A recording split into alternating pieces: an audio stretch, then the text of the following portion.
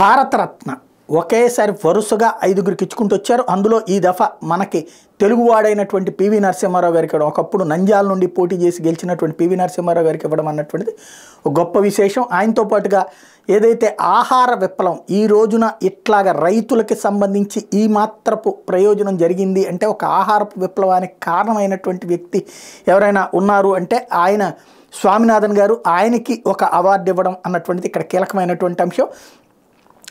ఓవరాల్గా చూసుకుంటే గతంలో ఎన్నడూ లేనటువంటి విధంగా ఐదుగురికి వరుసపెట్టి భారతరత్నలు ఇవ్వడం అన్నటువంటిది. ఎల్కే అద్వానీ గారితో పాటు మాజీ ప్రధాని పివి నరసింహారావు గారికి, వ్యవసాయవేత్త అంటే అద్వానీ గారి మొన్న అనౌన్స్ చేస్తే ఇప్పుడు పివి నరసింహారావు గారికి, అట్లాగే వ్యవసాయవేత్త శాస్త్రవేత్త ఎంఎస్ స్వామినాథన్ గారికి, బీహార్ మాజీ ముఖ్యమంత్రి కర్పూరి ఠాకూర్ గారికి, మాజీ ప్రధాని చౌదరి చరణ్ సింగ్ గారికి, ఇంతమందికి వరుసగా ఇప్పుడు ముగ్గురికి, ఇటు చౌదరి చరణ్ సింగ్ గారికి, ఎంఎస్ స్వామినాథన్ గారికి, పివి నరసింహారావు గారికి ఈ ట్రిప్పు ఈ 5 ఏళ్లలో ఐదుగురికి ఇవ్వడం అన్నటువంటి జరిగింది. ఓవరాల్గా చూసుకుంటే ఇందులో రాజకీయ కోణంలో వీళ్ళల్లో ఎవరు కూడా భారతీయ జనతా పార్టీ, ఒక ఎల్కే అద్వానీ గారి భారతీయ జనతా పార్టీ, పివి నరసింహారావు గారు కాంగ్రెస్ పార్టీనే, స్వామినాథన్ గారు అందరి మనిషి, కర్పూర్ ఠాకూర్ వచ్చేటప్పటికి ఓ రకంగా చెప్పాలంటే తృతీయ ఫ్రంట్ మనిషి అనుకోవాలా.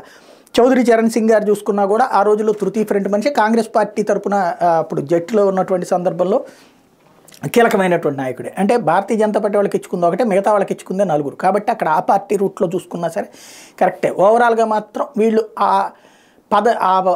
గౌరవానికి అర్హులు. పివి నరసింహారావు గారు ఆ రోజున కనుక ఆయన లేకపోతే, ఒకప్పుడు జీతం అంటే 2000 రూపాయలు 1800 రూపాయలతో ప్రారంభమై హయ్యెస్ట్ 10,000 రూపాయలకు వస్తే ఇక ఇదే లైఫ్ అనుకున్నటువంటి దశ 20,000 రావడం అంటే ఒక చాలా గొప్ప విశేషమైనటువంటి దశ నుండి ఇవాళ 20,000 అంటే చాలా నార్మల్గా ఫీల్ అయ్యి, 1,00,000 రూపాయలంటే రొటీన్గా ఫీల్ అయ్యేటటువంటి స్టేజ్కి ఆర్థిక వ్యవస్థ మారిందంటే దానికి ఆద్యుడు పివి నరసింహారావు అన్నది గుర్తుపెట్టుకోవాలి. అట్లాంటి వ్యక్తికి మన తెలుగువాడికి ఇవ్వడం అన్నటువంటిది ముదాహమైనటువంటి అంశం.